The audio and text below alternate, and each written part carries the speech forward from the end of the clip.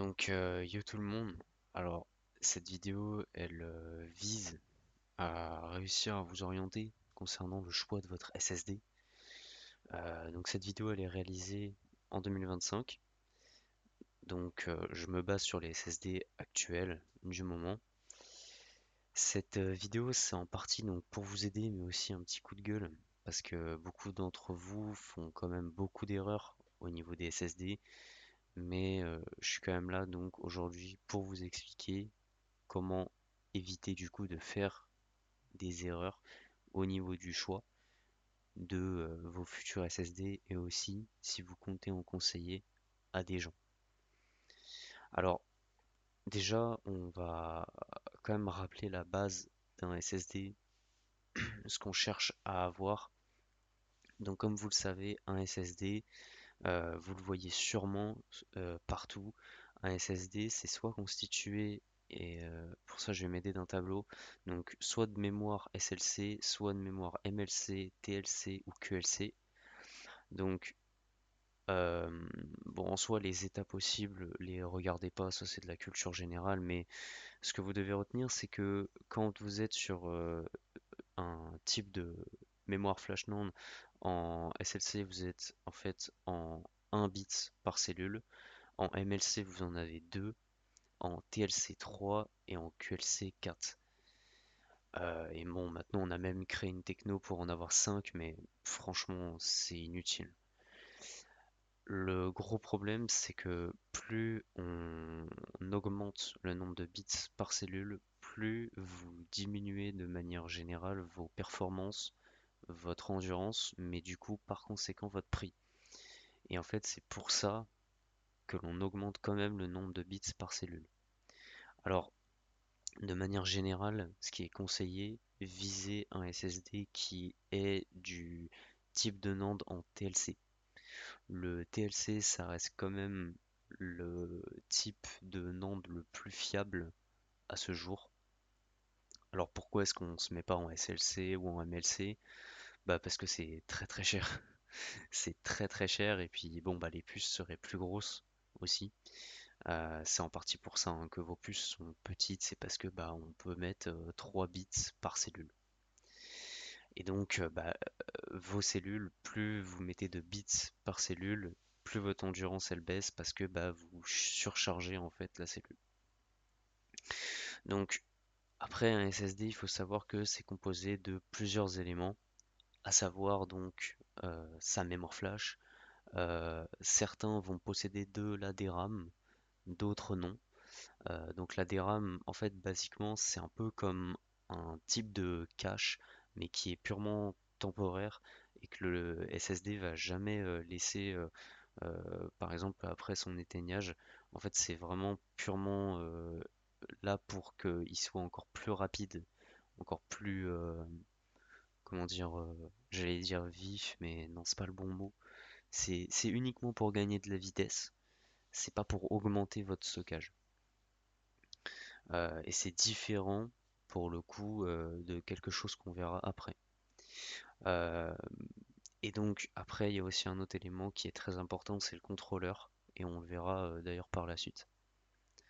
Donc pour porter appui, je vais déjà regarder, enfin vous présenter un SSD qui serait à éviter selon moi, qui est très connu, qui est le Crucial P3. Donc le Crucial P3, pourquoi est-ce que c'est pas un SSD que je recommande? En fait, le Crucial P3, lui, alors bon, le site c'est Tums Hardware et vous aurez toujours les avantages et inconvénients.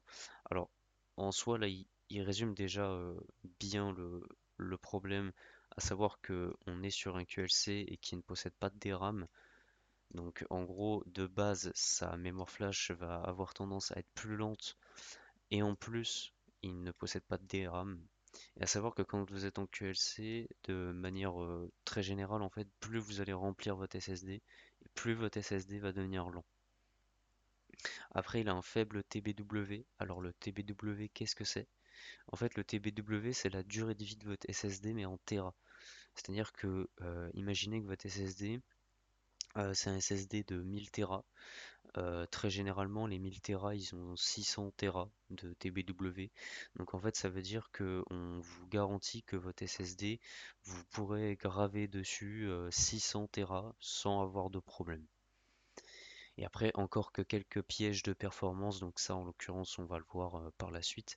Alors, en l'occurrence, tu vois, le contrôleur, donc ici on est sur le Fisson E21T, et lui en l'occurrence, voilà, c'est un contrôleur à éviter.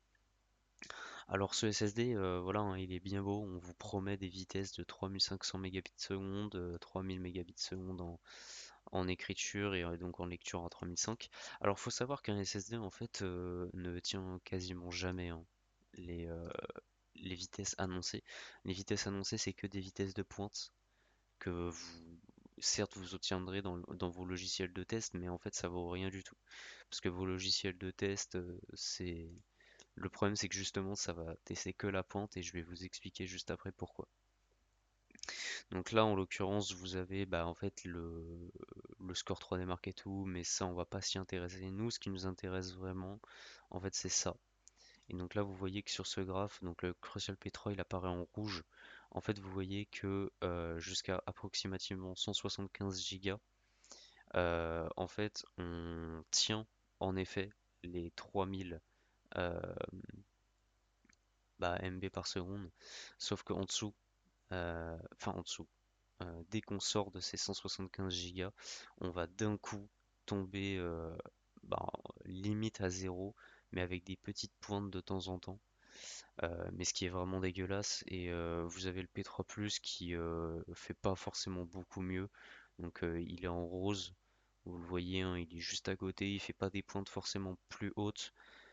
Et pareil, il tombe très très bas. Donc les deux SSD en l'occurrence sont pas des SSD recommandables. Et par la suite, je vous citerai aussi un autre SSD que je recommande pas particulièrement. Donc ça, voilà, c'est ce qu'il faut savoir globalement pour le Crucial P3.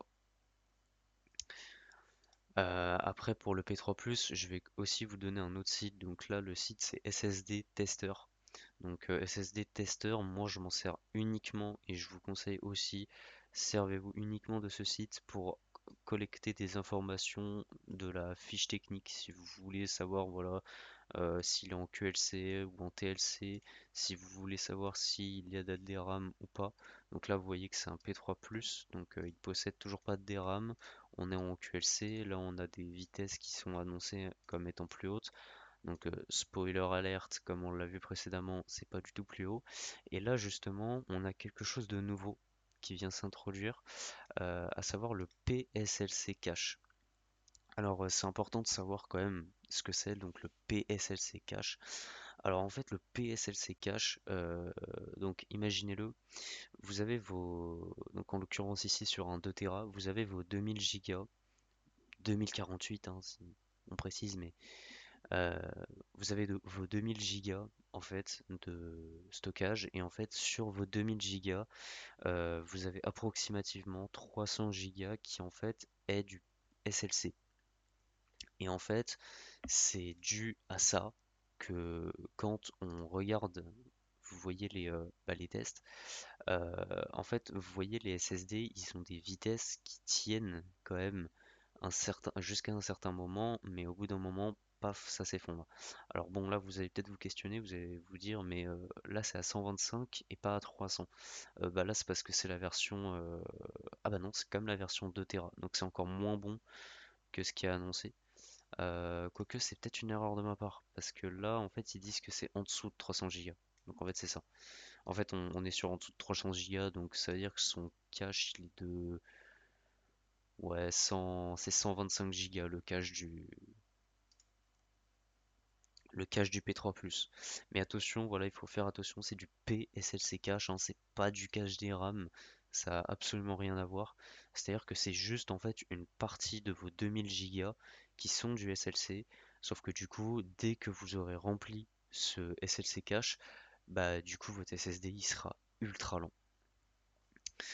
Et bah généralement vous allez très vite le remplir en fait avec Windows notamment. Après un autre SSD que je déconseille, donc le Kingston NV2. On le voit très souvent dans des configs, notamment de chez FlowUp ou même beaucoup d'autres, hein, souvent dans les configs prémontés, d'ailleurs le P3 aussi, hein. Pourquoi est-ce qu'il est pas très recommandé? Parce que bon, globalement, bah, il est pas bon, hein, au niveau des transferts, enfin des vitesses. Il est plutôt chaud, en fait. Il est vraiment pas très bon au niveau de sa chauffe. Et en fait, le plus gros point négatif, c'est ça. C'est le fait que vous n'avez aucune garantie sur le matériel que vous allez avoir. Alors dans tous les cas, ça sera un Kingston NV2, mais le gros problème, c'est qu'en fait, pour ceux qui connaissent un peu l'histoire, c'est un peu le même problème qu'avec les PS5 et leurs ventilateurs.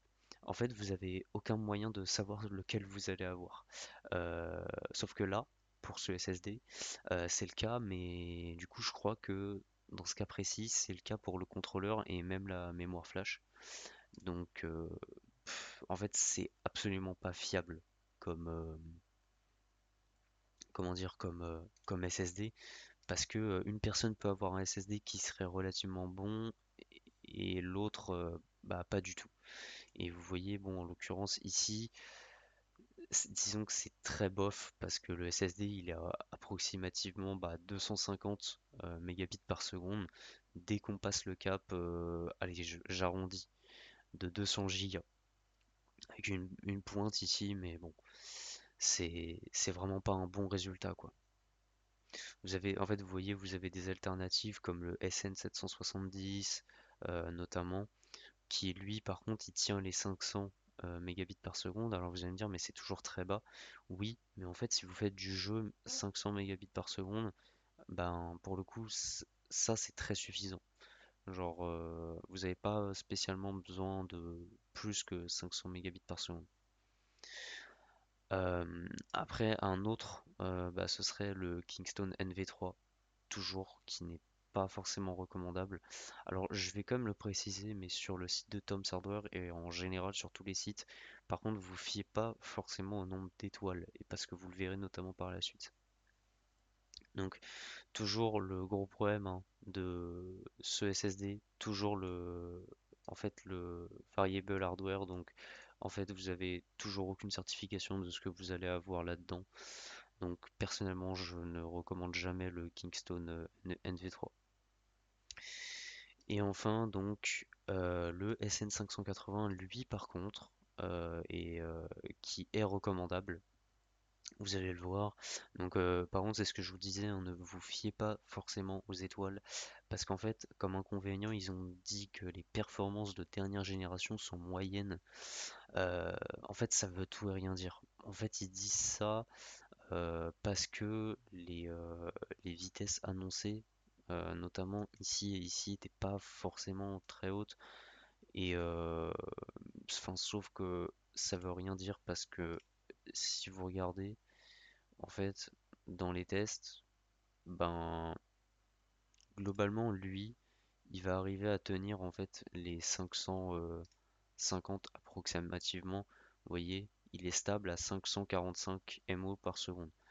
Donc en soi, c'est un bon résultat et en fait, si vous jouez juste à des jeux vidéo, ça vous suffira très largement.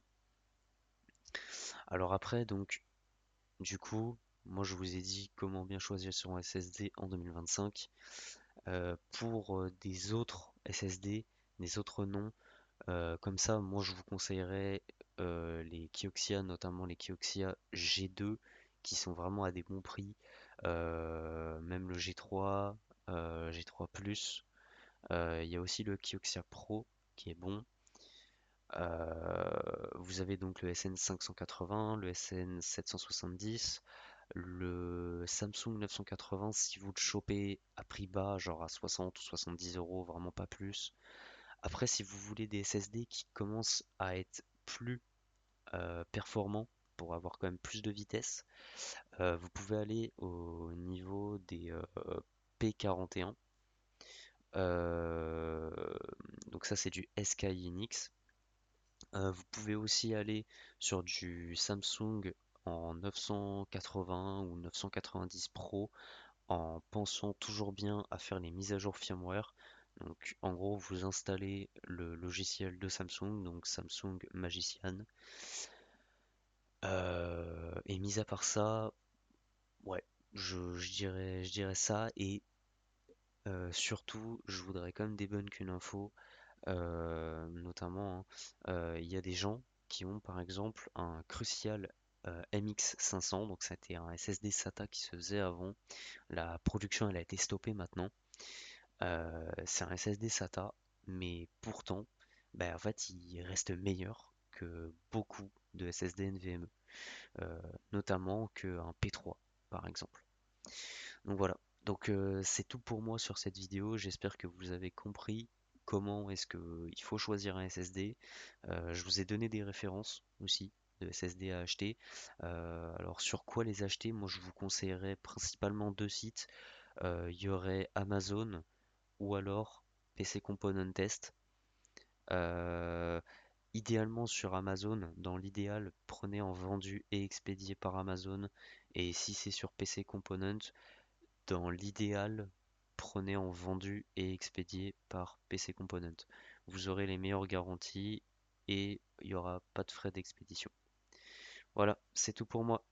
Portez-vous bien les gars.